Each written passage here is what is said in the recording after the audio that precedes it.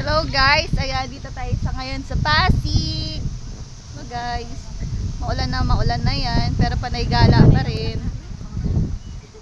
Tapos yung may labong. Yung labang ilalagay na namin sa dinapay. Sa tinapay, sarap din pala ang bibingka ko. Adobong labong, pero man sa tinapay, masarap naman pala. Ano mo yun, lumpia mo? Oo, nilapyan namin sa lumpia kasi kaso sobrang alat naman ng Wala kawalan. nang kumbay. Kararating lang nila. Bakit wala siyang pasok?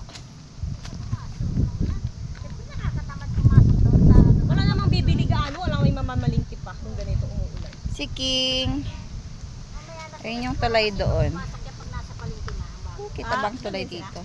Wala na pa, tatanggal na ba yung palengke doon? Tanggalin lahat yun. Doon kayo kayo sa Bago na. Hindi na gaya ng dati. Na araw-araw. Kung makita mo na yung mga taga-balsa dyan na nag-iipon-ipon asahan mo na. kaya nga eh. O ngayon, Sila ko alin. Parang kami nagkakaano. doon siguro. Kasi nagpaano siya. Nagpapawak. Kaya, Bakit? hindi siya pumapasok. Hindi pinailang sa may tumigil.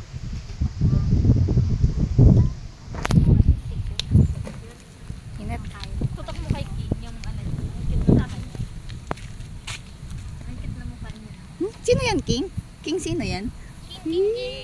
Sino yan? Sino yan? Yun ang tabi to, pabalik na siya. Bawat na talaga eh. Hindi pa na malingki ka mo. Bago. Ang hirap mamalingki. Kasi ano ka na lang,